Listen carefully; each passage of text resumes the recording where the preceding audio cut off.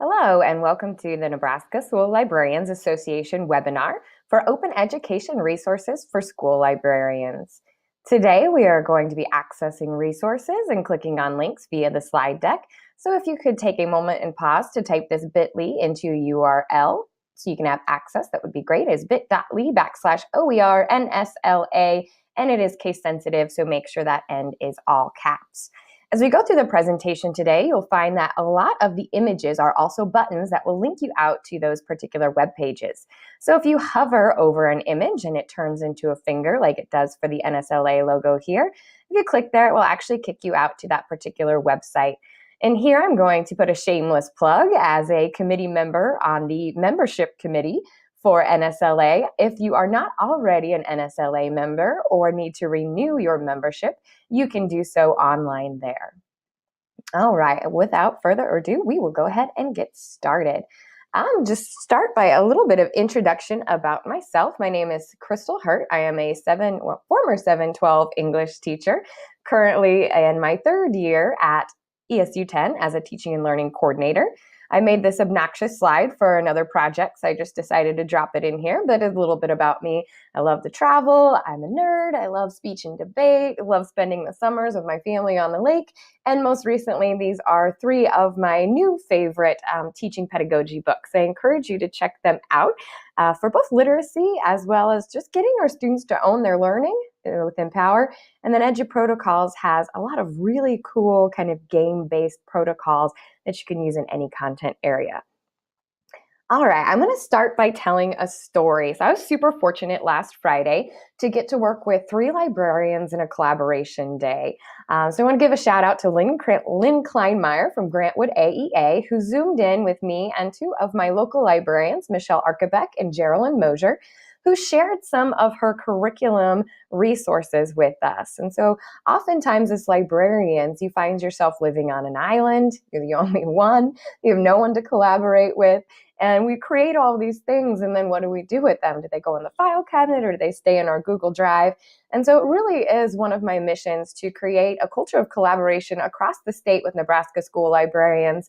And so we're going to talk later about this Nebraska School Librarian group within the OER Commons Hub that you can join. But I wanted to talk about how important the sharing is caring mindset is, because we had been really grappling with how do we integrate the AASL standards and the ISTE standards and Nebraska ELA standards. And with just a quick 45-minute Zoom session with Lynn, who was able to share her struggle and how she grappled with that, we had an amazingly productive day where now my librarians have not only a purpose statement for their libraries, but also some essential outcomes based on all of those standards. And the great thing is because we also believe that sharing is caring, you're going to have access to those resources within the hub later. And I will show you how to access those.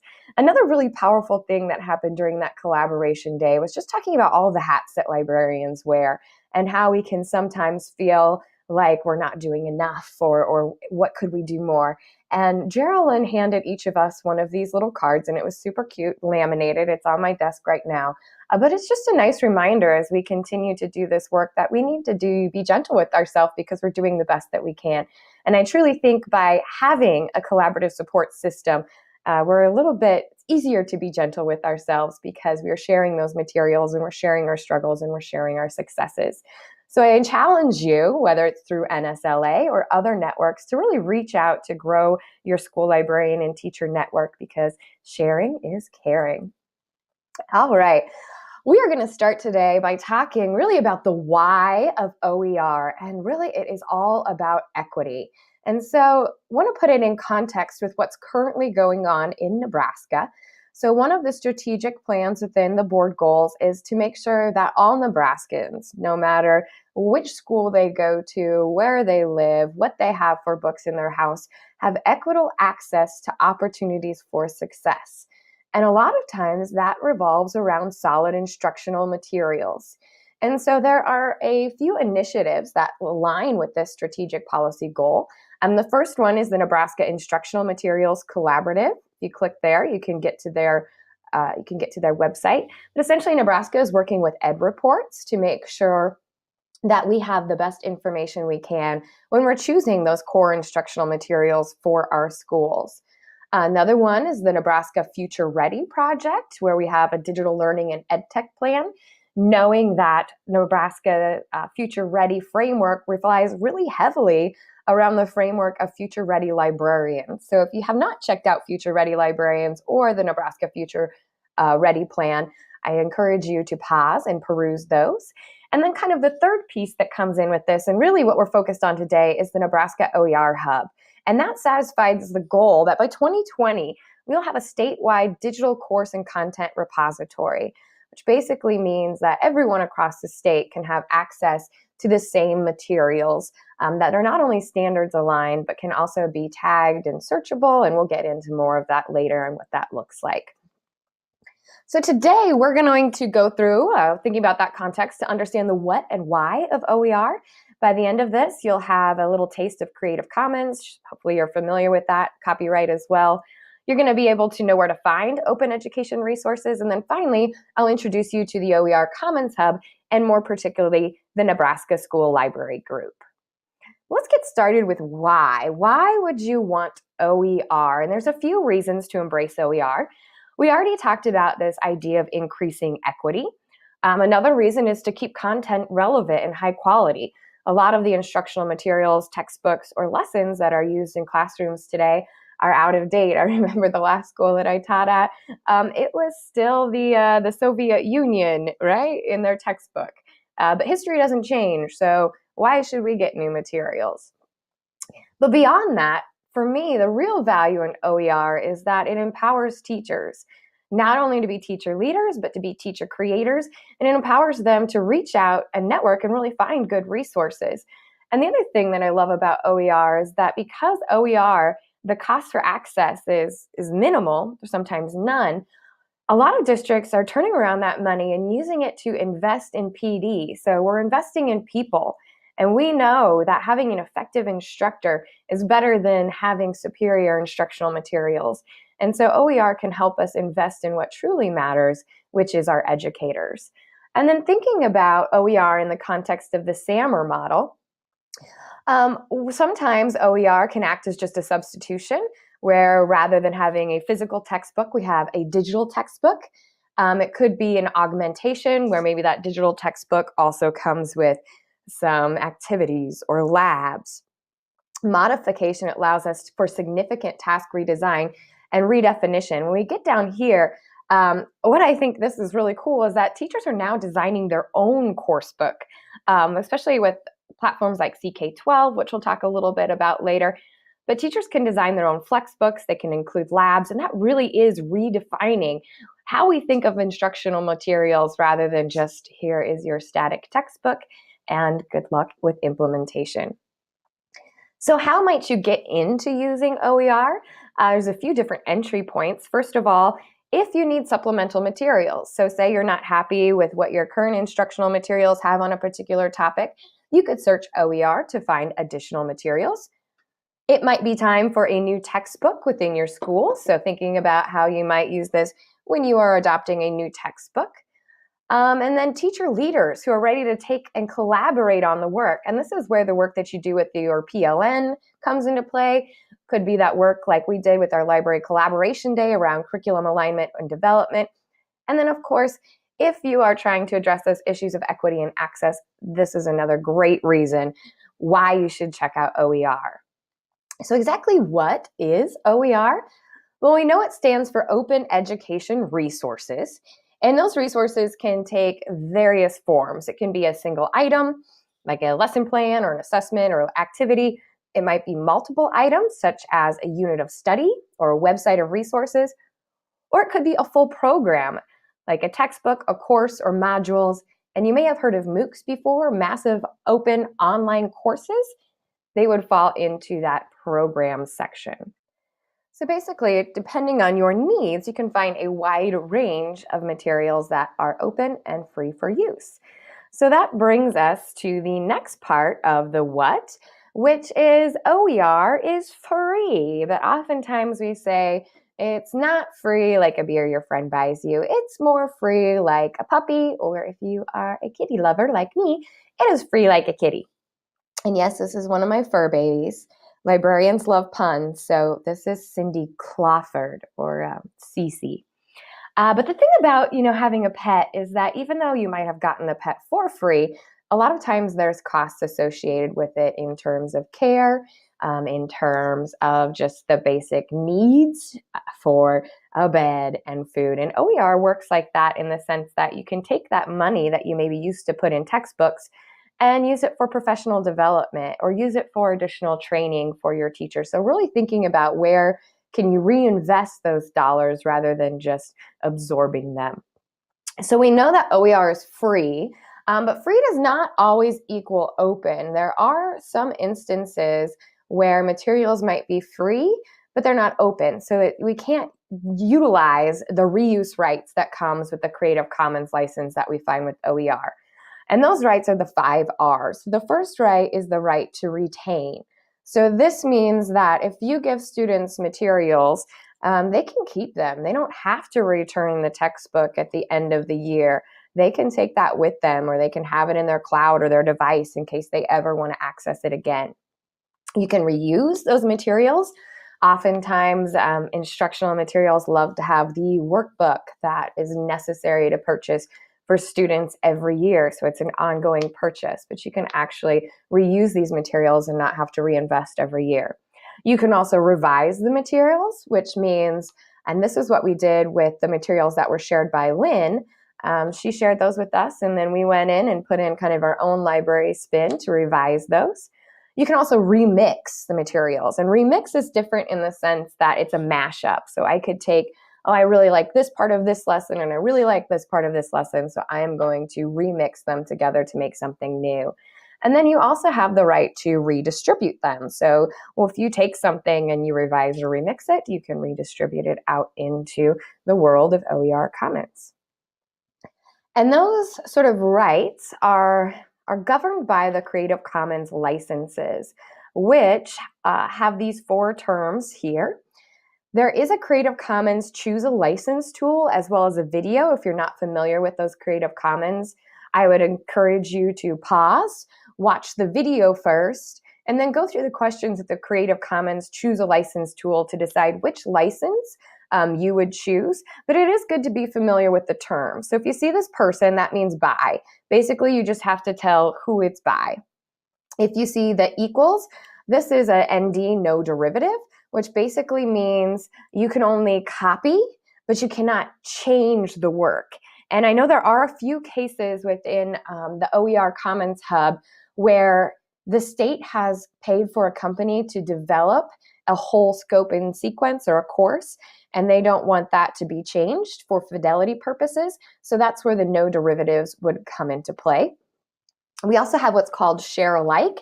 This is my favorite one because I always love constructive feedback, and if I make something and you can make it better, then the share alike says that since I shared, now you have to share back. And so this is kind of a reiteration to get it to the maximum potential, if you will. And the final term is non-commercial, which means basically you don't want anyone to copy, distribute, or remix your work for non-commercial purposes.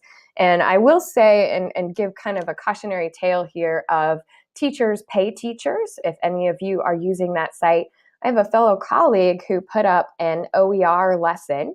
It was a lab, and he went to Teachers Pay Teachers one day just out of curiosity to see what was there about that particular topic. And he found that there were over, I want to say, 100 different people selling his OER, well, once was an OER document or activity that they had taken the license off and were trying to redistribute it for non-commercial purposes. So I really caution teachers who use Teachers Pay Teachers because I worry about the ethics as well as just the basic knowledge of copyright when we're on sites like that. So an alternative to that is the OER Commons Hub, where we're going to talk about how you can find free materials, and then you know that we're not violating any ethics or copyright laws along with those.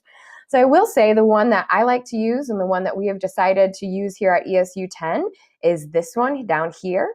And so basically this one says that if you find something with the stamp on it, you have to attribute it. So who is it by? You cannot make money off of it, so you cannot turn around and sell it on Teachers Pay Teachers. And then if you revise or you remix it, we ask that you share alike. So again, this idea that we're constantly wanting to maximize because our students deserve it, so putting it back out there into the world. So we talked about the what and why of OER. Now we're going to get into kind of how do we find them and what might they look like. And I'll just say that OER literally is everywhere. So I want to share a few of kind of the big OER projects that are out there. And I shouldn't say projects, I should say resources. And these are really comprehensive resources where teachers can take anything from a full course to some lessons or to some activities. CK12 is one that several of our math and science teachers really like. They're starting to get more into the English, but they're really good for math and science. So for example, if I'm working in algebra here, I can browse the math and algebra. A lot of times it's connected very closely to our standards. And within there, we have not only various activities, labs, etc., but students can take assessments, they can read, they can play, there's videos, practice activities in real world. So tons of really good stuff in here, and it's all free. You can create classes. So that's a good one for science and math teachers. Another one, and this one has English ELA as well as mathematics, is Engage New York, and I'm not going to click on this one here, but underneath here you'll notice that, okay, I'm going to click on it. Underneath here, you'll notice that they have curriculum for each of the grades as well for English and ELA. And again, it's all free. Another really good one is Great Minds. Great Minds, you may have heard of Eureka Math. We have some districts who have adopted Eureka Math. And then their English side of that is Wit and Wisdom, which has K-8 English. And again, OER resources free, contains that scope and sequence. So OER, there's a lot happening in the world of OER. Oh, here's another one. This is EL Education. This is a K-5 language arts curriculum. And the really cool thing about all of these OERs is oftentimes people say, well, how do we know their quality, or how do we know that they've been vetted? And if you go to Ed Reports, you will find that oftentimes these OER resources not only score as well as some of our big textbook publishing companies that are in it for the money, but better than those textbook companies. So when it comes to rigor and when it comes to being vetted, there is a lot of great work being done in that area. And what we're really here to talk about today is what Nebraska is doing with the OER Commons. So if you click here, you'll be taken to the OER Commons site. We're going to kind of play around in this for a little bit. And the first thing you're going to do is to create or to log in. I already have a profile, so I'm logged in. But if you could just take a minute to go ahead and log in. And then once you get here, go down to profile information. And I think it's important for networking that your profile information is up to date. So you can add a picture there. You can tell us about your roles, your levels, a little bit about me. I should probably beef up my about me section. But just go ahead and pause and take a minute to create your profile. All right, you have created your profile, and now we're going to talk about what can I do with the OER Commons. And there's several things that you can do with the OER Commons, and hopefully I'm going to jump back in and demo all of these so that you can follow along with me. The first thing is that you can find standards-aligned instructional materials, and because we just recently got a Nebraska OER Commons hub, the Nebraska standards have been uploaded into the system. And I will tell you that this is very early stages of the hub. And so keep in mind that if we build it, they will come. But it's going to take some time to align our materials to those Nebraska standards. Probably one of my favorite features thus far is that we can join a group to share resources. We can ask questions with discussions, and we can network. And I'll show you how to join this Nebraska School Librarians group here. Actually, if you just click on it, it will take you to the group. And then there's a little green button that says join. And you can go ahead and join that group. You can also curate content-specific collections, either for yourself, for your teachers, or your school. I mean, you could have essentially a school group if you wanted to, and curate through their resources that your teachers could utilize if you're doing some collaboration with them. Another one of my favorite things is that you can submit outside materials for standards alignment. So say I find a really good open education resource on another site, I can actually submit that site to OER and tag it to the Nebraska standards so that when someone else is looking for materials aligned to those standards, they can see what I found. And then finally, and we're going to demo this today with some of those materials that we collaboratively authored on our Friday collaboration day, but you can author your own standards aligned materials as well, or they can just be resources to put out into the common good.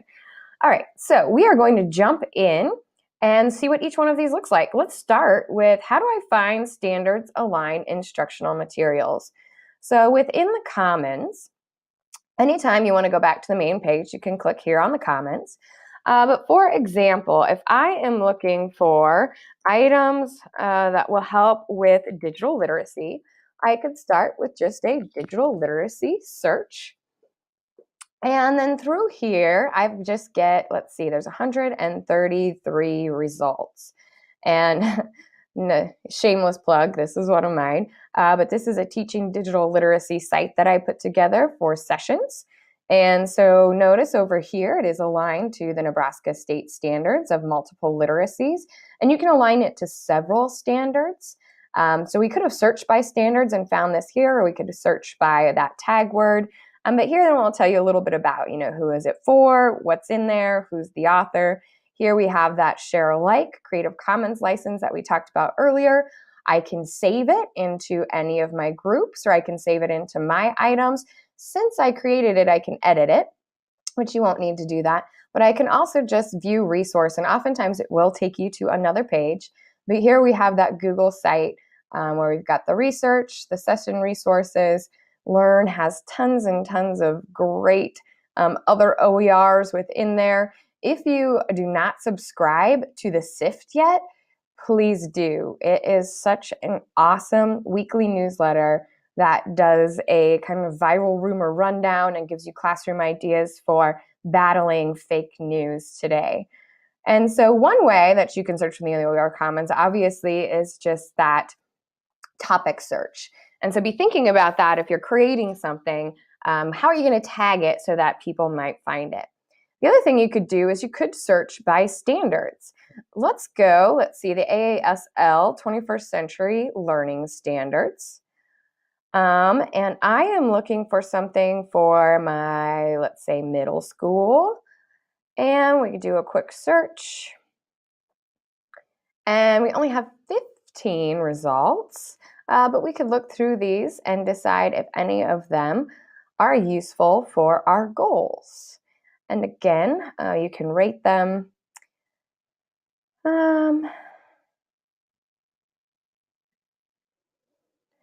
So again, we can search by keyword, or we can search by standard. And then if you are into the advanced search, there's a lot of other parameters that you can put on there to utilize those advanced searches.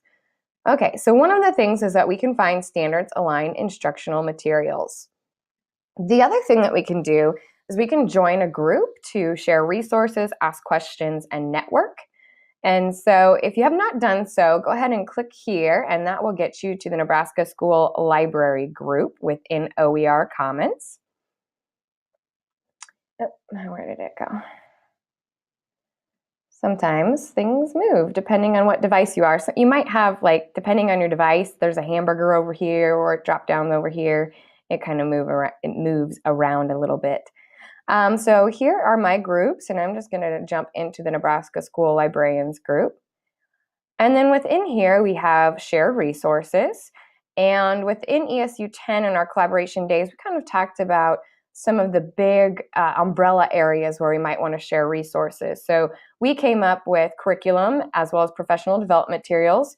These are the things that we would use for staff and for us, maybe even future librarians. And then for students, really those big ideas of digital citizenship, digital fluency, and reading appreciation. So those are the folders that are in there now. You can always add new folders. Another feature within groups is the discussions. So I posted this, and even though I have 62 views, I don't have any replies. But if you want to reply, please do. Again, we've been tackling the school library curriculum within our ESU 10 network. So I just asked, do you have an articulated scope and sequence aligned to the Nebraska state standards? If so, how did you go about creating it? What did you use? So feel free, if you would like to reply there, you can do so. You can also see the members. We currently have 36 members, and hopefully after this webinar, we will have more. Information will just tell you a little bit about the group, what our purpose is, and then of course the recent activity is just kind of like a feed. Okay, so we have joined a group, but once we're in a group, the question is, how do we share resources within that group? So we're gonna hop back over here. And like I said, at that collaboration day last Friday, we really worked on essentially 2 documents. And I already have one in here, and this is the Nebraska Library Purpose Template. And so we originally got this, like I said, from Lynn Kleinmeyer. So you'll notice down here, we've got our Creative Commons license on there. It's good to attribute all the changes. So we've got created by Lynn, revised by Geraldine Mosier, Michelle Arkebeck, and Crystal Hurt, and the date there. If you take this and make it your own, you'll just say revised again by so-and-so and so-and-so. And it's also good it's always good to give credit to where things come from. And so within here, you'll see that this is basically just a purpose template that you could share with staff or students. So serving students' needs. What can you do to help them gain reading appreciation skills? What about digital fluency skills? What about digital age skills? And this is where we really pulled from the ISTE standards for students as well as the AASL standards. And then we also thought too, as the role of the librarian morphs, especially as we begin to talk and embrace the Future Ready Librarian framework, what can we do to serve staff needs? And so Lynn had a great outline in thinking about curriculum and standards as well as technology integration. What can we do print, digitally, in the classroom, and professional? And so this is something that you might consider taking and making your own, thinking about what your library really wants to be and what you want to be able to do for students and staff. And the nice part about this is you can go up to File, you can make a copy, and you can insert your school, and you can start line editing and adding depending on your needs. So this was the first document that we started with. And then the second document that we went to is, okay, so well, these are our purposes. Then what are our essential outcomes? And we base these essential outcomes not only on the Nebraska ELA standards, but also the AASL standards and the ISTE standards for students. So we have those main documents linked there. And we created our essential outcomes for each of kind of our big domains. And then again, down here, you'll notice we have our attribution, and it is share alike. So we are sharing this back out into the world. And so to share this, there's a couple ways that I'm going to do it. I'm going to go ahead and share it as a Google Doc because I want anybody who accesses this to be able to take it and make a copy and make it their own. Otherwise, I could copy and paste this, or I could download it as a PDF. But I really like things to be dynamic and not static. So the first thing I'm going to do is make sure that my sharing settings are correct. I don't know if you're familiar with the Anyone Can View Chrome extension from Alice Keeler, but it's awesome. With a single click, now anyone can view this resource, and we are ready to put it into the OER Commons Hub. All right, to put it into the OER Commons Hub, the first thing I'm going to do is just grab the URL, and I'm going to go up here and notice where it says contribute to this group. And I am not going to use any of the builder things yet. We'll talk about that in just a little bit. But I just want this resource to go to this group for their eyes, for their use. So I go ahead and put the URL in there. And now I get to write and describe it. So this is Nebraska Library Essential Outcomes. And I'm just going to write template because I truly hope that people take this and make it their own. So use... All right, I didn't want to make you watch me type that. So these essential outcomes are based on the ASL, ISTE standards for students, and NELA standards. Use this document in conjunction with the Nebraska Library Purpose and Template. I could write more there if I wanted to. Then I can attribute this resource. So I am going to attribute to those two or all of the ladies who were a part of making this, and they've got them saved for me, which is awesome. I think it's just 1L. And myself. All right, and then conditions of use. You can use the Creative Commons. If you need to see that resource, you can, but again, I like to go with the make sure you attribute, don't sell it, and share it alike. Then we can talk about who the primary user is. So the primary user is obviously the teacher. Educational use, it might be for that curriculum and instruction. You could even use it in professional development if you wanted to. Subject areas, this gets a little dicey because they don't really have anything library, but I typically tag library stuff with reading foundational skills as well as reading literature, reading information text. And then the other one that I usually tag it with is, there's a technology skill somewhere. I'm not going to waste time finding it. And then the material type. And this also gets tricky when you're sharing resources among adults because they don't typically have like a curriculum scope or sequence. So I am just going, since this is essential outcomes, we're going to call this not really a full course. We're going to call it a syllabus for the most part. I don't know if that's the right tag. I always struggle with this one. I wish they would create a category, and we can request this, but I wish they would create a category that is guiding documents or curriculum documents. But let's just kind of call this I don't know, a full course.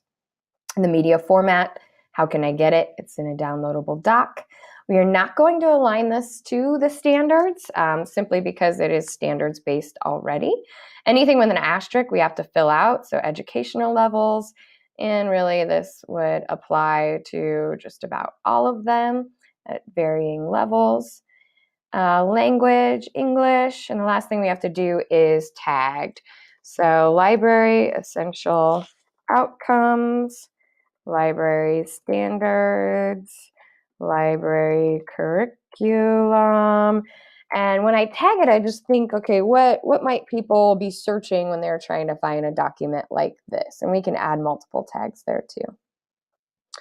So then we go through and we preview it. And when we are ready to submit, we click Submit for Review. And the other thing that I like to do is make sure I save it where I want it. So I want it in the Nebraska School Librarians group in the curriculum folder. So it is now saved there. So if I go back to my group then,